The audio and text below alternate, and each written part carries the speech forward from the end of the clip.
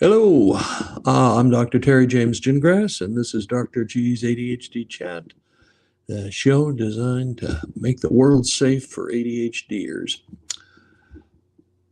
I am a clinical psychologist. I'm in private practice. I'm actually a neuropsychologist, which means I do brain stuff, which fortunately for me, I guess, ADHD is a neurologic condition. So, I've done a lot of evaluations and treatment and so on. The other thing is, and perhaps more pertinent, is I am the father of a couple of ADHD kids. And back, a long time ago, because all my kids are in their 40s, shit. Anyway, and ADHD was not a diagnosis until 1987. Okay, before that, it was called attention deficit disorder. That was 1980. Before that, it was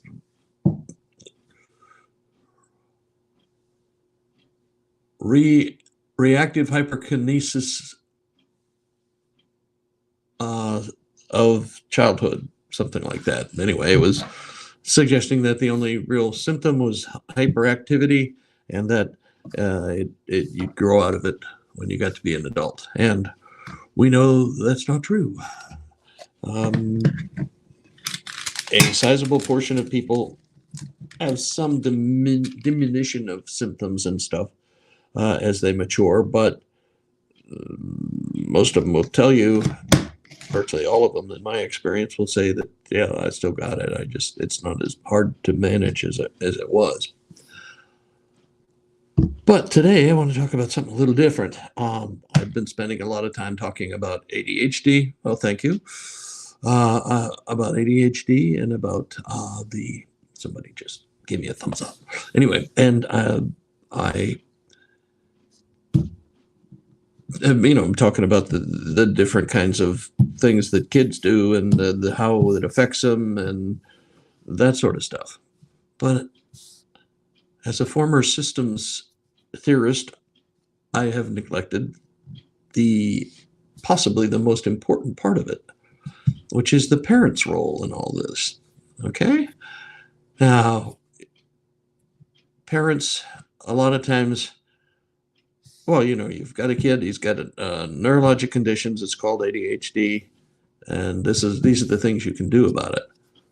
But we don't talk a lot about how much the way you respond has an impact on your child. I mean, for one thing, you're still a parent, even though you have this little special thing you have to deal with. So the main thing that parents do when their kids grow up is teach them to be resilient, to be reasonably confident, and that includes the ADHDers, and the way they learn most of that is from their parents. That's way more important than what the teacher says or the coach or that sort of thing. I mean, nothing else. You've got more time with them than any of these people who bop in for a year and then bop right back out. So it is important how you respond. And I will claim perfectly that I have probably made every mistake in this department that you can. I'm a retired Air Force officer, and you kind of there's a certain way you have to handle things in the military, even though for the last half of my career in the Air Force, I was a psychologist. But you get used to saying, yep, I want this, and have people jump and do it. ADHD kids, that isn't a great way to respond to them. They will not typically respond very well.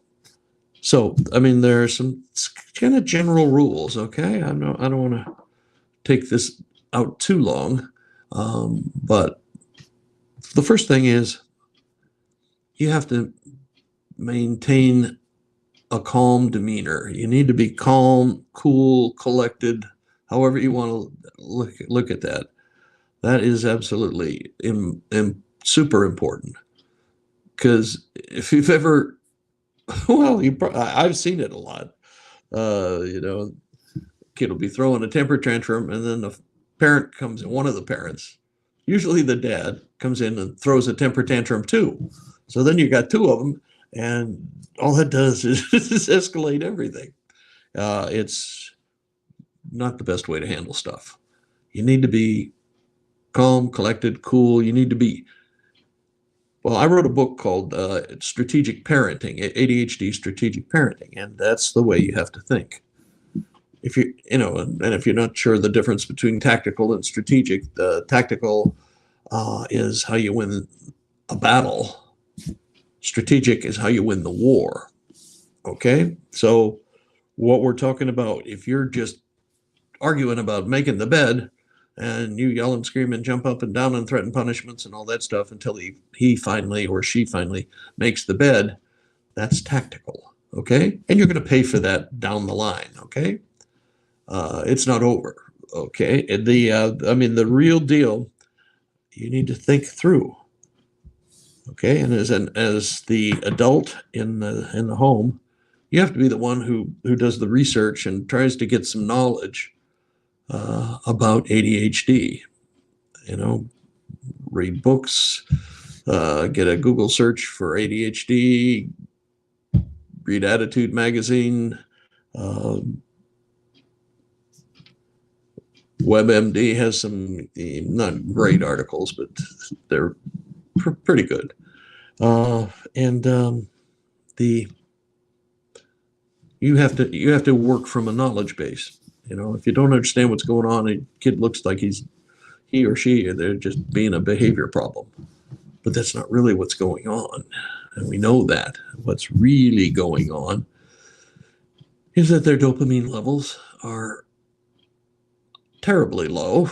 And when your dopamine levels are low, you're not a happy camper. You know, dopamine has to do with feeling satisfied and but also being able to pay attention and that sort of stuff. So when we ask our kids to do things that they're not comfortable with, that are boring, mostly that's what if they're not interesting, woo, they will have some problems getting it done, and they will tend to lose interest very rapidly and not want to complete it. And God knows that's the way a whole lot of school is. But it's also the way a lot of, just kind of the routine, clean up your room, make your bed, that kind of stuff. I always joke that I never had to worry about that stuff, not picking up. As if I dropped a shirt on the floor in my room, the next time I saw it was a week later, and it was washed and folded and hanging in my closet. My mother was a bit of a neat freak. And that made for some interesting things, because my mother-in-law was definitely the opposite of a neat freak. And I'd go to their house and be a little bit surprised sometimes at how things were. Let's leave it at that. I mean, she was Phi Beta Kappa in college. She was a brilliant woman. And any other, well, if she'd been born more recently, she'd have been a brilliant something or other, lawyer or whatever. But instead, she had kids and raised kids, and so, which is what you did in the 40s and 50s.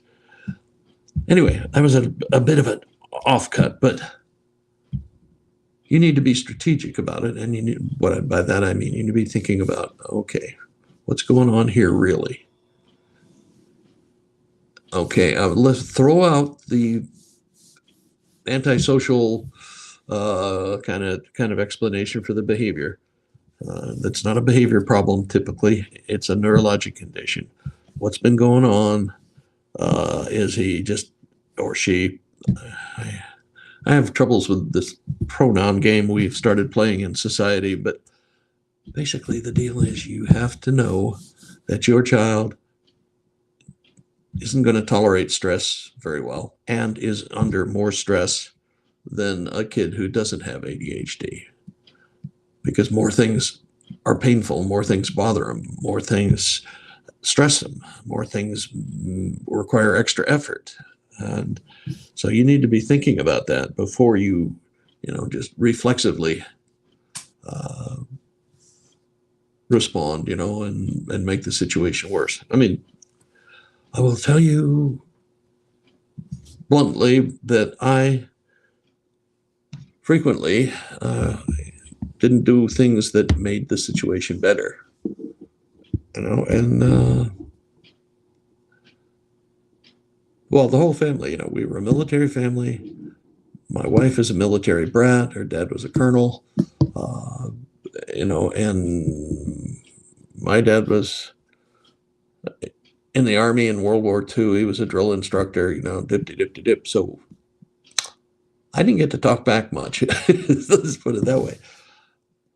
But so my wife and I were probably a little bit more spring-loaded to discipline and don't do that. Do it because I said to do it. That sort of thing. That never works. Okay, that just never works. So you need to be cool and calm, collected, however you want to think about it.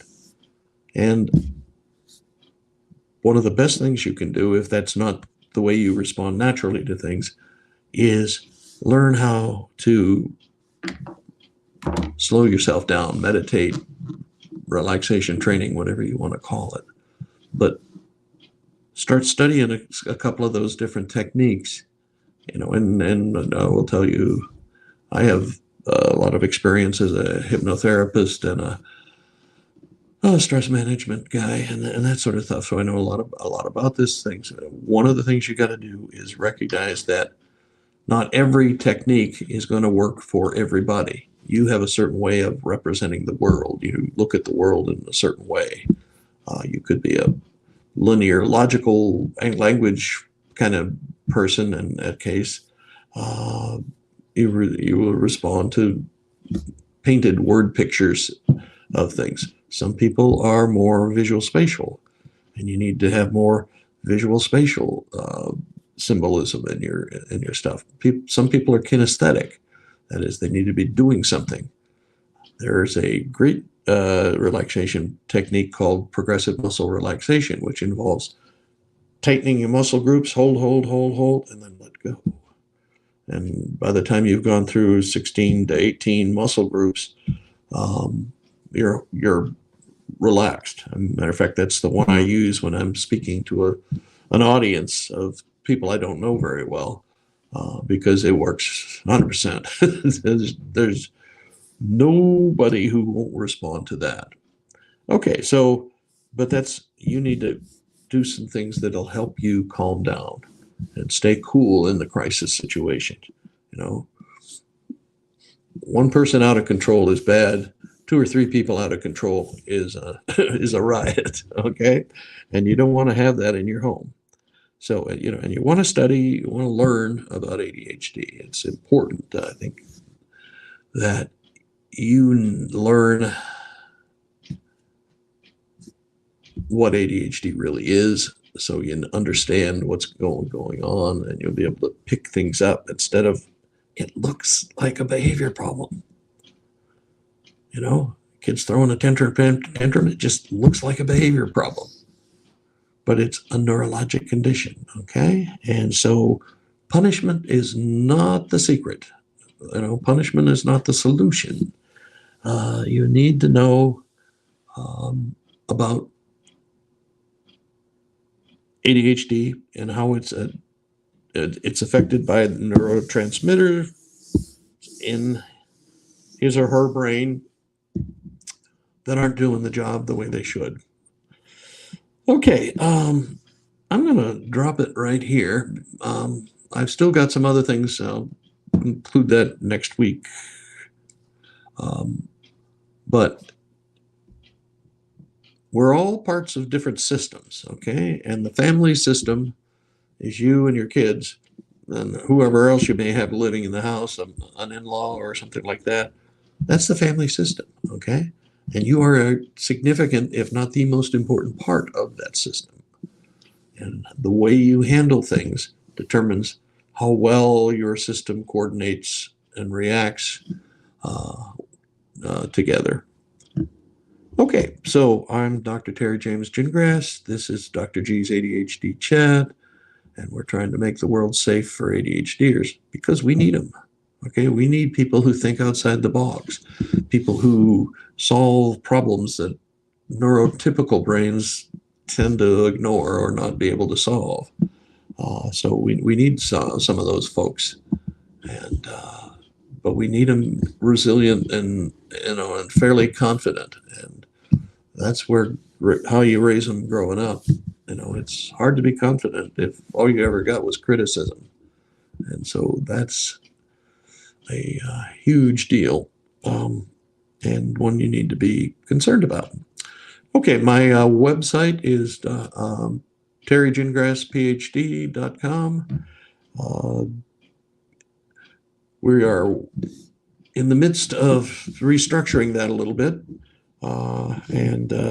but there should be a place in there to set up an appointment for coaching. I do a lot of coaching, mostly, almost always with ADHD people,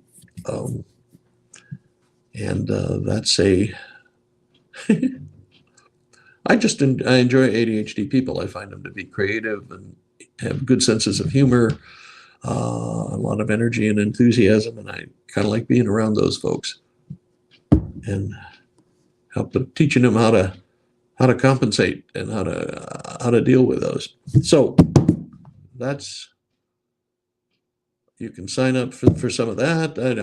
I'm toying with right now.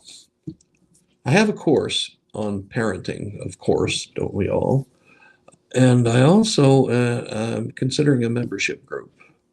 And a membership group, if you're not familiar, is just you sign up, you pay a pittance every month. It's 27, 37, somewhere in there usually, and you get a personally designed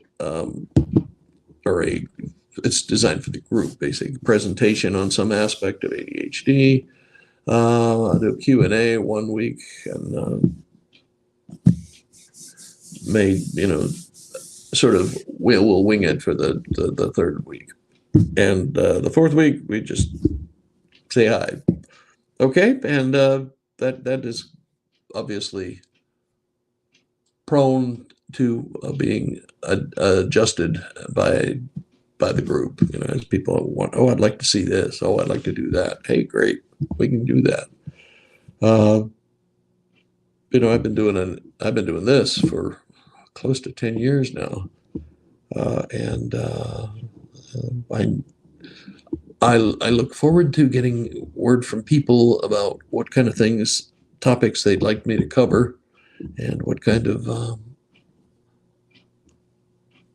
other services they'd like to see, kind of thing. I'm not doing this because I want to be a millionaire. So anyway, we will catch you next week, and in the meantime, stay cool, stay calm, stay collected.